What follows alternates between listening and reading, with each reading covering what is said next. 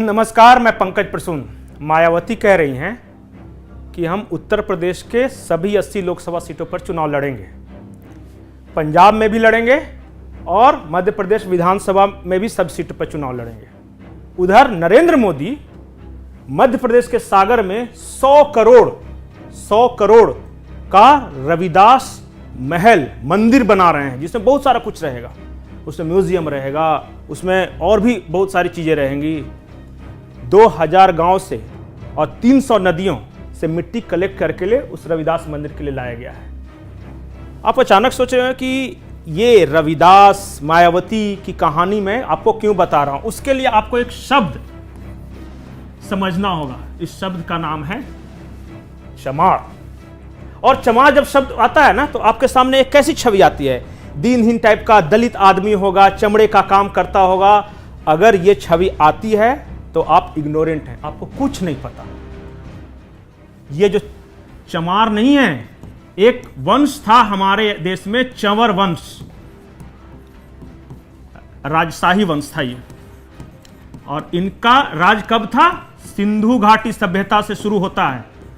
इससे पुरानी भारत में कोई सभ्यता नहीं है, सिंधु घाटी सभ्यता। और इनका काम क्या था उस समय? ये राजा थे वहां के, और इनका मुख्य व्यापार था ये मध्य एशिया में ईरान, और जो मध्य एशिया के आज सारे देश देख रहे हैं, जिसको अरब वर्ल्ड आजकल बोल रहे हैं, जहां लड़ाई छिड़ा हुआ है, उनको ये मीठा पानी सप्लाई करते थे।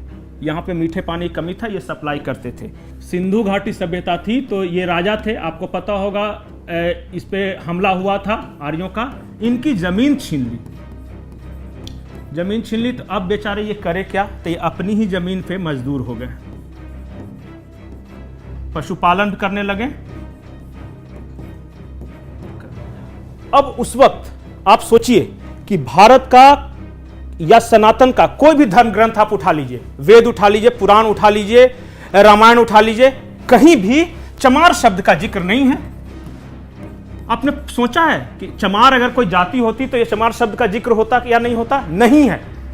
चमार शब्द का सबसे पहले जिक्र आया 16वीं शताब्दी में। इब्राहिम लोदी एक आक्रमणकारी था, इब्राहिम लोदी। इसने भारत पे हमला किया, और जब इसने हमला किया तो बंगाल में उस वक्त चंवर वंश के राजा राज करते थे। इन चंवर वंश के राजा का नाम था चंवर सेन, महाराज चंवर सेन। हिंदी डिक्शनरी में चंवर का मतलब जब आप ढूंढिएगा ना, तो एक छाता होता है जिसके ऊपर राजा के ऊपर लगा के रखता था नौकर। तो वो जो चंवर शब्द आया है ना, यही चंवर से आया है, क्योंकि पहले राजा थे जिन्होंने वो प्रथा शुरू की थी कि जब राजा चलेगा तो ऊपर से छाता, वो छतरी रहेगा, चंवर रहेगा। तो वो शब्द इसी से आया है, चंवर सेन। जब इब्राहिम लोदी आया, इब्राहिम लोदी ने देखा कि बंगाल में हम राजा चंवर से नहीं जीत पा रहे हैं। अब इसने क्या किया कि करे क्या करे। तो इस चंवर राज में उस वक्त, आप पहले चंवर जाति समझिए। चंवर जाति में 3 बड़े महापुरुष हुए, महात्मा बुद्ध,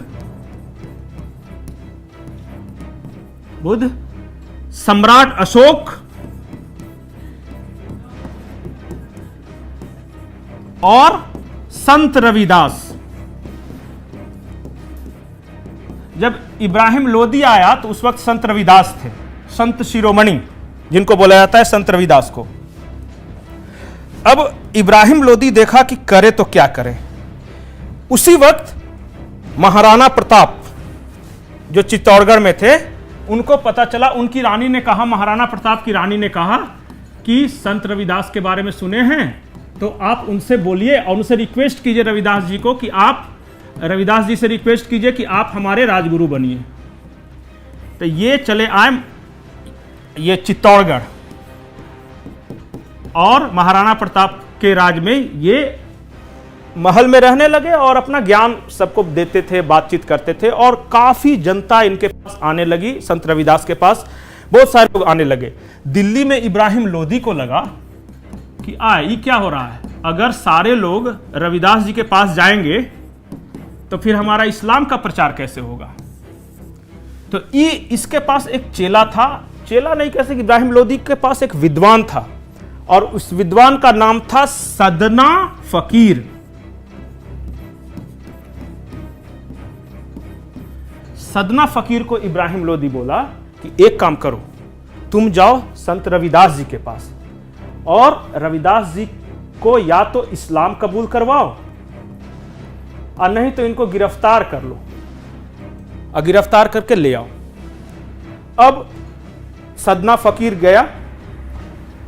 अब सदना फकीर पहुंचता है रविदास जी के पास। रविदास जी बोलते हैं कि ठीक है, तुम कह रहे हो तो हम इस्लाम कबूल कर लेंगे, लेकिन तुम हमको इन्फ्लुएंस करो, ज्ञान शास्त्रार्थ हम दोनों के बीच होना चाहिए। तो सदना फकीर रविदास के बीच शास्त्रार्थ होता है। रविदास जी सदना फकीर को शास्त्रार्थ में हरा देते हैं और ये सदना फकीर इतना इनसे प्रभावित होता है कि ये खुद हिंदू में बदल के और अपना नाम रख लेता है संत रामदास। अब संत रामदास और संत रविदास ये दोनों मिलके लोगों को सनातन धर्म, हिंदू धर्म के बारे में बताना शुरू कर देते हैं। अब इब्राहिम लोदी परेशान कि जिसको भेजे थे वो तो अपने हिंदू हो गया, तो हम करें क्या। तो ये क्या किया कि गिरफ्तार कर लेता है दोनों को, कि दोनों को जेल के अंदर डाल दिया कि रहो यहाँ। और जब जेल में थे संत रविदास तो इनको काम दिया चमड़े का काम जेल के अंदर दिया। अब संत रविदास जेल में चमड़े का काम कर रहे हैं, लेकिन उनके चाहने वाले बहुत, उनके जो समर्थक थे संत रविदास के या भक्त कहें, उनको मानने वाले थे, उन्होंने कहा कि हमारे संत रविदास को छोड़ो और नहीं तो हम बगावत करेंगे। 4 राज्यों की सेनाएं दिल्ली पर आक्रमण कर देती है कि संत रविदास को छोड़ो। ये 1567 की बात है।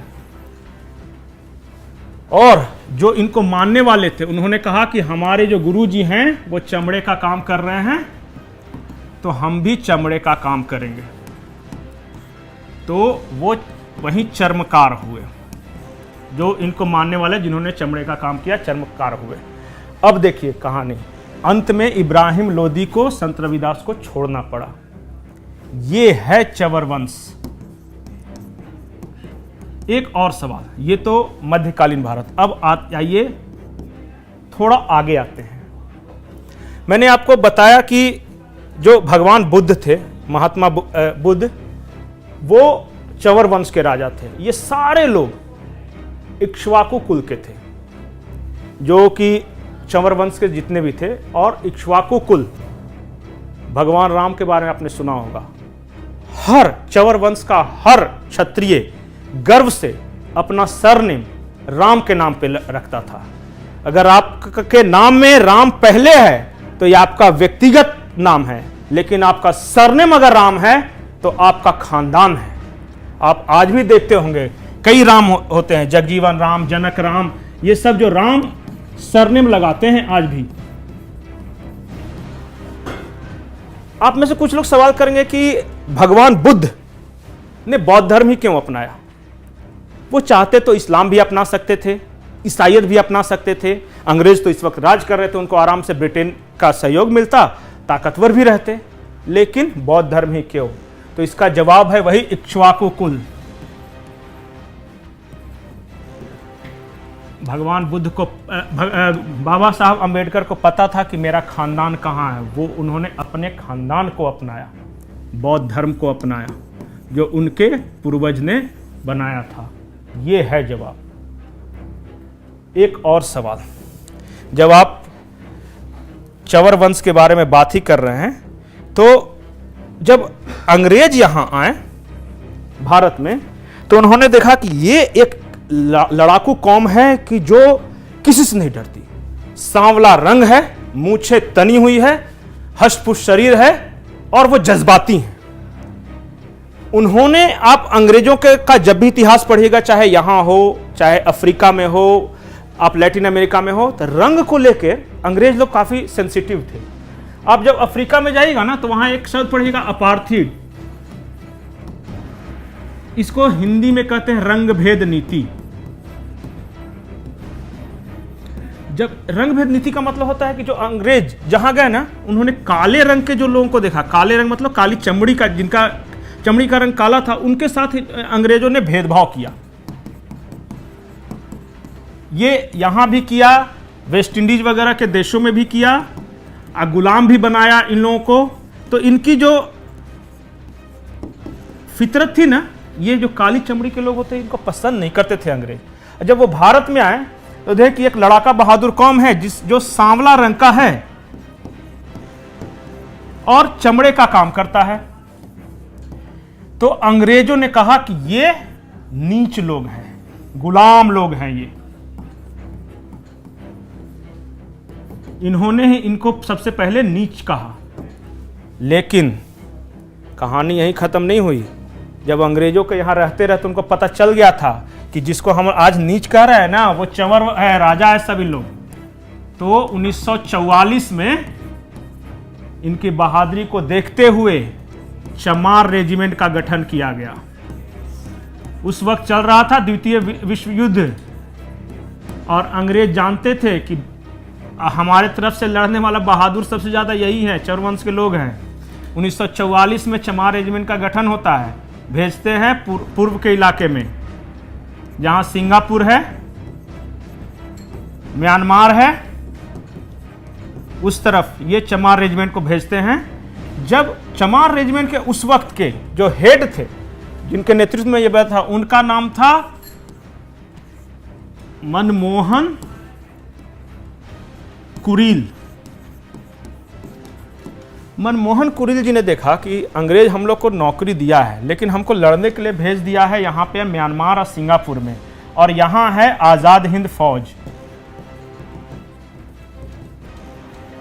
नेताजी सुभाष चंद्र बोस वाला आजाद हिंद फौज है। ये बोले कि तो पॉलिटिक्स कर रहा है अंग्रेज लोग हम लोग के साथ। भारत के लोगों से लड़ा रहा है सुभाष चंद्र बोस जी से। ये कहे कि हम नहीं लड़ेंगे, अपने देश के लोगों पे हम गोली नहीं चलाएंगे, चाहे जो हो जाए, अंग्रेज कुछ भी करता रहे। तो मनमोहन कुरील के नेतृत्व में बगावत कर दिया चमार रेजिमेंट ने। ये मिल गए जाके आजाद हिंद फौज से। अब ये दोनों, चमार रेजिमेंट और आजाद हिंद फौज, दोनों मिलकर अंग्रेज को ही मारने लगे। 1944 में गठन हुआ था चमार रेजिमेंट का, 1946 में इसको भंग कर दिया गया। अंग्रेज ने कहा कि बाप रे बाप, ये सब तो हम ही लोग को मारने लगा। और तब तक आजाद हिंद फौज और चमार रेजिमेंट और जापान की सेना, जापान वाले इतना मारा अंग्रेज को सब मिल के कि इन लोग का हालत खराब कर दिया। अंग्रेज समझा कि बाप रे, ये तो गलती हो गया।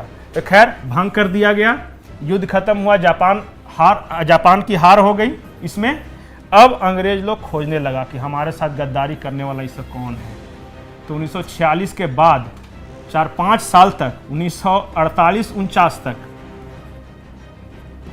इन लोग को खोज के अंग्रेज, इस सब तब तक सिंगापुर के जंगल में, सिंगापुर, थाईलैंड, म्यांमार, इस जंगल में लोग छुपा हुआ था। अंग्रेज लोग खोज के इन लोग को मारा। अंतिम जो किसी को मारा था वो 1949 में था, वो जो सैनिक था। आज भी चमार रेजिमेंट के सैनिक हैं। तो कुल मिलाकर कहानी ये है कि अभी भी देश के कई हिस्सों में चमार रेजिमेंट गठन करने की मांग चल रही है। तो कुल मिलाके अगर आपके मन में जरा सा भी वहम हो कि ये दलित हैं या कुछ खराब हैं, ये वहम निकाल दीजिए। इतिहास इनका गर्व से भरा हुआ है। जब आज़ाद हुआ तो यहाँ जो हमारे देश के नेता थे, उनको लगा कि 800 साल तक, चाहे इब्राहिम लोदी से लेके और अंग्रेज तक, इनके साथ जो चमार लोग जो थे ना, जो चमर वंश के जो राजा थे, इनके साथ बहुत ज्यादती हुई है। इनकी आर्थिक और सामाजिक स्थिति खराब हो गई, इसलिए इनको SC यानी अनुसूचित जाति में रखा गया। और इसी जाति के जो आप कई लोग हुए, बाबू जगजीवन राम को आप जान सकते हैं, मायावती को देख सकते हैं, बहुत हुए। और चमार शब्द इनको अंग्रेजों ने दिया था इनको नीचा दिखाने के लिए। नमस्कार।